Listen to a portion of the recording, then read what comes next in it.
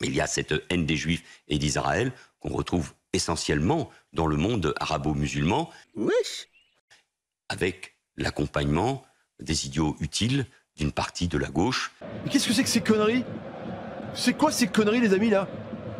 C'est quoi ces conneries, là? C'est des traites de gauche, des traites de droite. Non, mais c'est des gens qui ont trahi à gauche et des gens qui ont trahi à droite. Mais moi, je fais partie de la France fâchée contre vous. J'ai voté pour vous, primaire socialiste. Je m'en suis jamais cachée.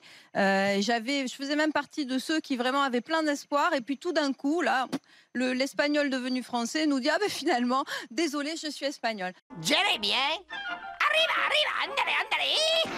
Autant je suis très attachée à la double nationalité, à la double culture, ça je veux bien l'entendre.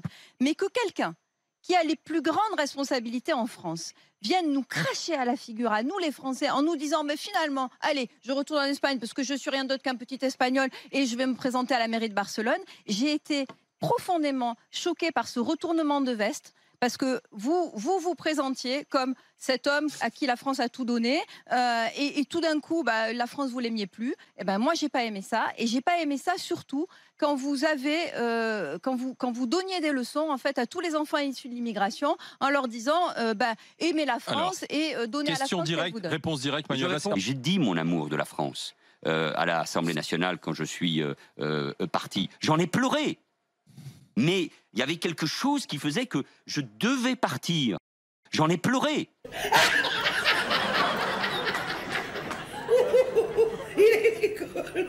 C'est des guignols. On ne croit plus à rien. Moi, je ne crois plus à rien. Ils sont là uniquement pour la place, pour couper les rubans, les conneries comme ça, puis c'est tout. Voilà. Oh, regardez, vous allez voir. Je me suis arrangé pour que mes vacances passent sur les frais de l'État.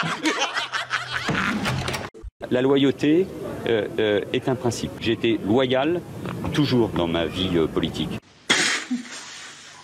Que répondez-vous à ceux qui vous dépeignent, Manuel Valls, en opportuniste en chef, candidat à tout, avec tous, pourvu qu'il y ait un poste à la clé? Vous l'entendez, cela? Non, je ne l'entends pas, ce n'est pas vrai. Vous pourriez travailler avec Emmanuel Macron? Mais moi, je peux travailler avec Emmanuel Macron ou Valérie Pécresse. Je débat avec plaisir avec Éric Zemmour. Tu pousses le bouchon un peu trop loin, Maurice. Je crois que c'est un très mauvais coup pour la politique et d'ailleurs pour Manuel Valls lui-même.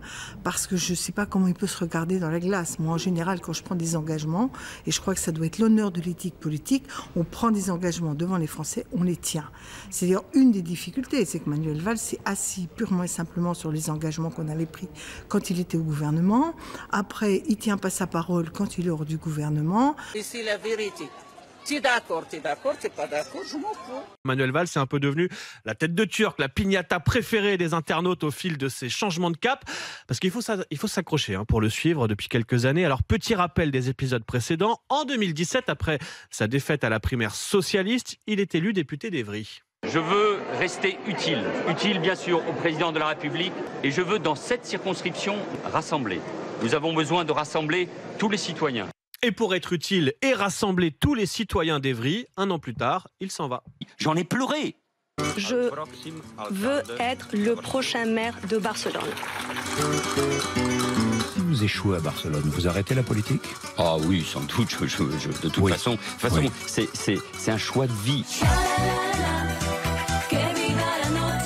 Donc on comprend que votre avenir il va s'écrire désormais en Espagne et plus du tout en France. Oui, je crois. Je suis conseiller municipal à Barcelone. Ça suffit? Il n'y a pas de prochaine étape? Non, moi je veux être utile là-bas. Utile à Barcelone, mais là aussi l'aventure tourne court et à la télé catalane on se moque de lui avec cette magnifique parodie musicale. Moi je m'appelle Manuel Valls.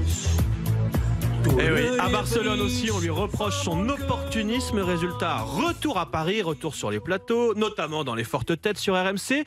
Et depuis quelques mois, Manuel Valls fait subtilement savoir qu'il est dispo.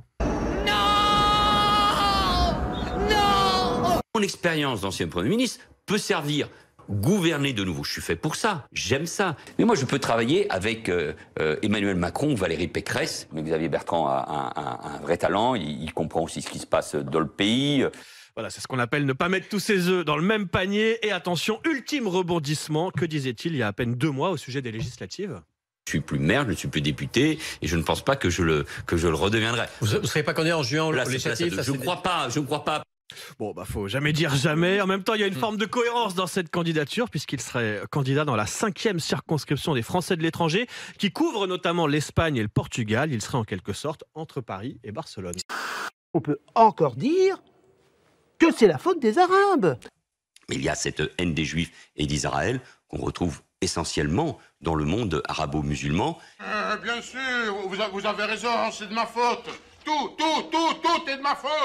Une première, jamais une femme politique n'avait posé en une de Playboy, c'est désormais chose faite. Regardez, Marlène Schiappa, la secrétaire d'État à l'économie sociale et solidaire, alors que la France est en train de bouillir autour de cette réforme des retraites.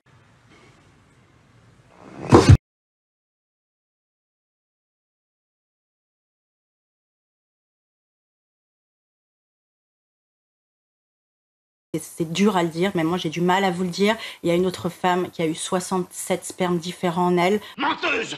C'est une menteuse!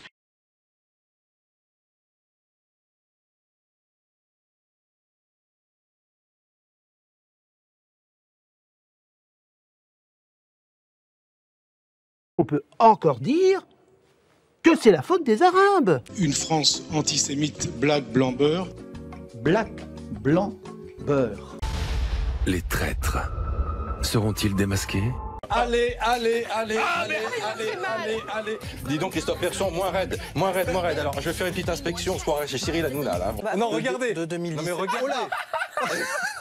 Et c'est ahurissant. Non, mais cet homme est ahurissant. Plus rien n'arrête Christophe Barbier. On ne peut dire qu'une chose, comme Maître Yoda. Longue et difficile, la route sera. Ils sont complètement fumés, quoi.